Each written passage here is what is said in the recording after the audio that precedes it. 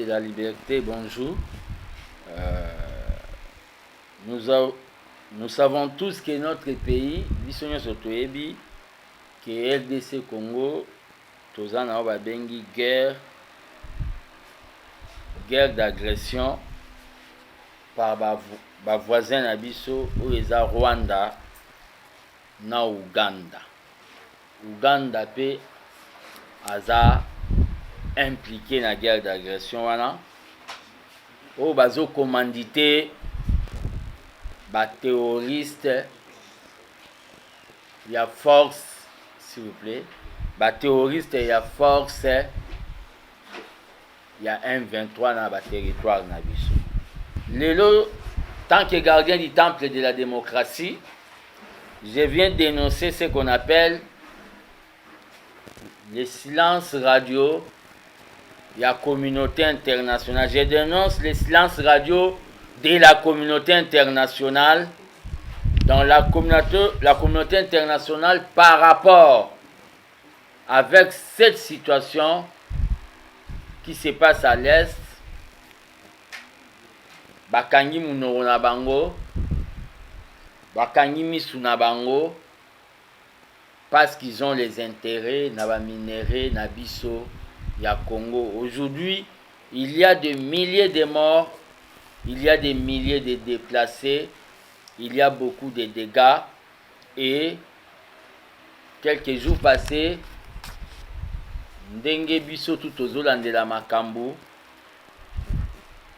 ba miliciens ya M23 ba terroristes ba utaki kosala ba bengi massacre ya ba les hommes et des femmes et des enfants au baza menu maboko pamba. Des innocents, ils ont été massacrés parce que baza ba Congolais.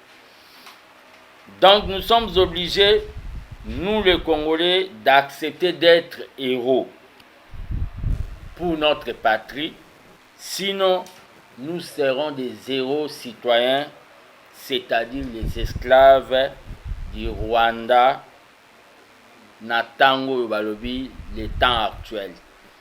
Nous sommes obligés d'être des héros. Ce qui toboy kokoma béro, c'est que tokoma ba zéro citoyen, c'est-à-dire des esclaves. Le Congo doit éviter, ici je parle au nom de l'armée des bâtisseurs tshisekédistes, où il y a un mouvement na kati ya UDPS tshisekédiste pour soutenir la démocratie et le président de la République Félix Tshisekedi sans fanatisme pe nakidjale loté. L'ABT c'est un mouvement au sein de l'UDPS où ils ont constitué Nao Babengi les oubliés du pouvoir. Le Congo doit éviter de déshabiller Saint-Paul pour habiller Saint-Luc. C'est-à-dire vouloir le départ de la MONUSCO jugé improductive pour accepter l'arrivée des forces de l'IAC dont déjà dans la déclaration na bango, ils ne sont pas venus faire la guerre. La force oyo ya IAC, la déclaration na bango dès le début, pour un analyste politique, baye ko sala guerre te. Baye ko sala loko bango bazobenga une zone tampon. Zone tampon, c'est-à-dire bakozala entre territoire oyo toza nango sous contrôle dans bati FARDC stop, M23 stop. Donc baye ko sala pas même au balobi cesser les faits, baye ko sala oyo nga nazobenga cesser le jeu. Donc le gouvernement congolais doit éviter de faire ce qu'on appelle déshabiller Saint-Paul pour habiller Saint-Luc. Parce que sang a beaucoup coulé dans l'Est et Congo.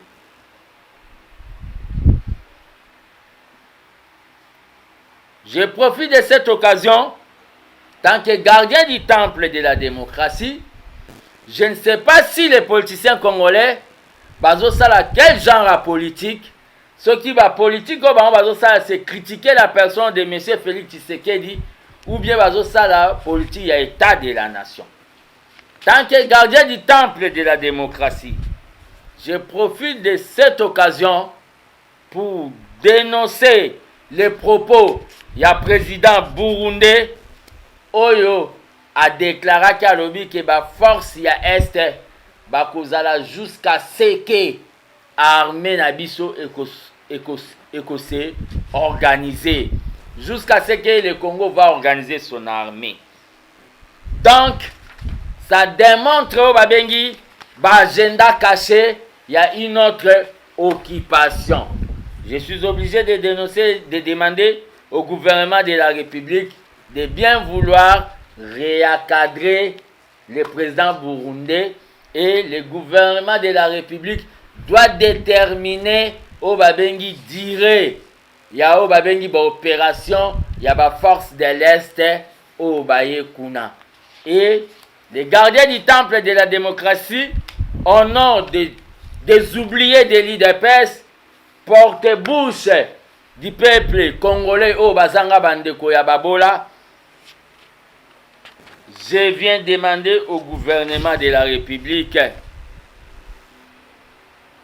de nous déterminer la durée, il y a la force, il y a Est, parce que la façon dont le président burundais a lobby, ça démontre c'est déjà une autre planification d'occupation, mais maquillée sous forme il y a la force, il y a Est.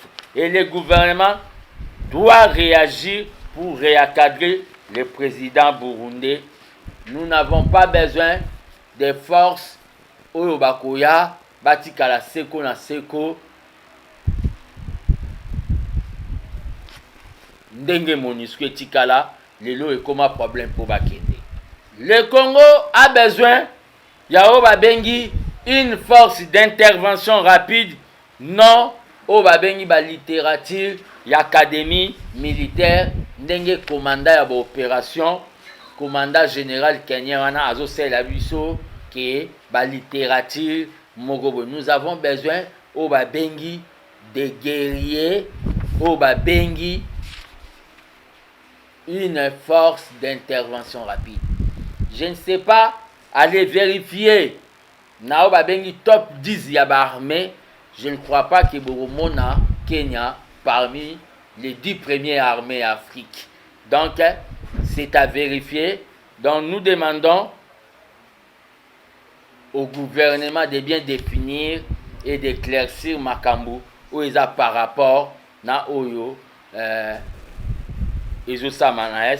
Ces propos engagent l'armée des bâtisseurs, m'engagent comme un citoyen congolais, un jeune patriote de la République démocratique du Congo. Par rapport à la francophonie, vu la complicité de la France, nous demandons au gouvernement de la République de désister. Le gouvernement a boycotté à sursoir organisation yagé à francophonie où ils ont prévu Nao Babengi en 2023. Parce que nous ne pouvons pas aller faire au Babengi le jeu de loisirs avec les gens qui tuent parents Nabiso, avec des gens qui tuent nos populations à l'Est. Le gouvernement doit s'asseoir au Babengi le jeu de francophonie parce qu'on ne peut pas jouer avec des assassins dans un même terrain de football. C'est pour cela, pour étendre au Babengi notre champ d'action, il y a coupé sa message, il y a au Babengi agression Tozanango. L'armée des bâtisseurs tshisekédistes invite au gouvernement des warriors d'entamer au Babengi procédure d'intégration il y a Congo na au Babengi communauté des pays anglophones comme White. Togo est un pays pays francophone et Kota na au Babengi comme White. Là aussi nous pouvons faire attendre voix Nabiso par rapport na ba au Babengi ba souffrance au Sibir. Donc là on doit chercher déjà à tourner la page de la francophonie. tokende na Commonwealth. Togo est un pays où babengi francophone et kota pe Commonwealth est possible. C'est pour cela, tant que gardien du temple de la démocratie, Seigneur de la rue, j'invite les Congolaises et Congolais à une marche pacifique. Cette marche pacifique, c'est pour dénoncer le silence au babi silence de la communauté internationale. Marche pacifique en et citoyenne, ils ont dénommé nous tous contre l'occupation. Nous tous contre l'occupation. Et qu'on a prévu, na bengi ba Congolais nyonso. Oya ebi kaza Congolais de père et de mère. Oya ebi ke aza Congolais vrai Congolais. Marche wana, eza marche sans tendance, eza marche nous tous Congolais, on a senga na ba konzi ya ville ba encadrer ba formalité nyonso ya information et kozwama. Nous allons commencer la marche à partir à Palais du Peuple, ti point de chute nabiso et kozala o babengi na siège ya Nations Unies. Na idée ya ko déposer mémo pe ko dénoncer o babengi complicité et silence radio ya communauté internationale dans le jeudi 22 décembre, le jeudi 22 décembre 2022 ici, c'est un rendez-vous des patriotes. La marche nous tous contre l'agression. Je vous lance déjà l'invitation. Par rapport à ma propos, Paul Kagame, quelqu'un qui croit être le président à vie, il y a Rwanda, un monarque qui voulait donner des leçons que les élections en République démocratique du Congo étaient trichées. Par rapport à ma propos, cela démontre niveau ya Obabengi qui moins sérieux à M. Paul Kagame Oyo sur le plan diplomatique aza déjà aux abois.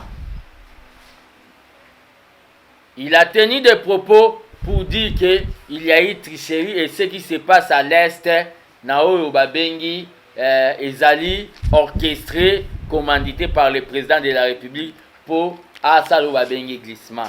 C'est du mensonge. Paul Kagame aujourd'hui vient dire que les élections étaient trichées. Pourquoi il avait envoyé au Babengi message, il y a félicitations na président de la République, l'air Azala qui est élu. Pourquoi il n'avait pas répondu à Martin Fayoulou, vérité des urnes, l'air Asenga qui est secours par rapport na au Babengi, l'élection de Soukaka. Il a même invité le président de la République, Yako Kende. Pourquoi il a eu à recevoir le président de la République qui n'avait pas gagné les élections selon sa petite tête? Pourquoi il a eu à le recevoir à maintes reprises? À propos de Paul Kagame, c'est tout simplement pour Obabengi déstabiliser l'unité entre les Congolais. Vous verrez des faibles d'esprit vont passer dans vos médias pour dire Paul Kagame aussi a eu à dire. Tout celui qui va dire ces propos, sachez très bien, ce n'est pas un nationaliste, c'est quelqu'un, Obabengi, un sentimentaliste, un collabo vis-à-vis tout près de la République à Rwanda. Donc à propos de Paul Kagame, devant, entre guillemets, Assemblée nationale, on a un comité central d'un parti État, et ça à propos. D'abord, c'est un dictateur qui ne pense jamais qu'il va quitter le pouvoir. Il n'a pas de leçons à nous donner. Que les faibles ne récupèrent ça, parce que ça va récupérer en Obabima, Banamike, na Obabengi politique à Congo. Par rapport à notre Obabengi,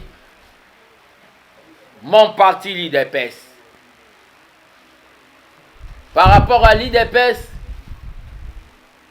nous avons tous entendu publication ya Obabengi calendrier électoral.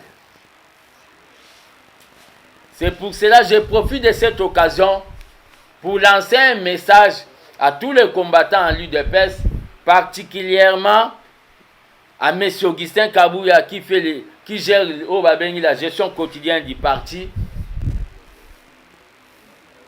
Nous disons que nous sommes un parti démocratique. C'est que nous devons démontrer aux gens que nous sommes un parti démocratique. Il faut tout la kisayango. C'est-à-dire, l'armée des bâtisseurs tshisekidistes demande, propose, exige qu'il y ait des primaires au sein du parti UDPS pour le choix. Il y a des députés municipaux, des conseillers municipaux, des députés provinciaux, et des députés nationaux. Nous n'allons pas accepter qu'on nous amène ce qu'on appelle des candidats députés importés. Des candidats députés, yaka okoko ma candidat, toko lingate, tomona, ba kuya, bato bayebi ima partite, baya kobima, ba candidat député na liste ya IDPS.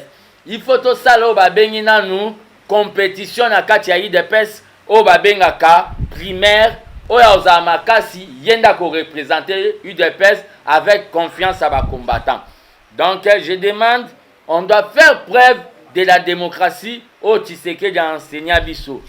Par rapport à la nomination, il y a un mandataire, puis il y a un bourgmestre, et ça l'a mis déjà, mais selon la vision du père Etienne Tshisekedi, les choses devaient se faire dans une commission des ambitions. Ça ne doit pas se faire comme M. Kabou est en train de le faire dans son salon avec bateau Misusu, de nouveaux venus, de nouveaux riches. Diomoro, il y a trio, il y a 4 personnes. Bazo ça la choix à Batou pour aller représenter l'UDPS. Ça vraiment, nous sommes obligés de les dénoncer, aller représenter l'UDPS. Je regrette au effort, le Parlement debout, Oyo, pendant 365 jours, des années, Batelema, pour éveiller la population, va se retrouver dans le pouvoir Nabiso, pe bas à la considérer, ndenge na mesana koloba neti ba brouette, c'est-à-dire, ememi mabanga, etongi immeuble, bakabuya bakoti, ba nouveau riche bakoti, brouette etikali libanda, ezo polambula. C'est pour cela, je demande les combattants à l'unité pour sauver ce qu'on appelle notre très cher parti, l'IDPS, où bengi otage, il y a une oligarchie, c'est-à-dire un groupe des individus, où peut-être na CV à combat, basalape, grand chose, balitape, neti ba parlementaire débouté, bangonde bazo régner. Et les parlementaires debout, partout au Bazali au devant, c'est à constater, sans porter de lunettes, Batikalika ko balobaka, poussière, pendant les pouvoirs égal avant les pouvoirs. Tosengi ba primaire pour ne pas voir au Babengi des candidats députés Mad in Augustin Kabouya.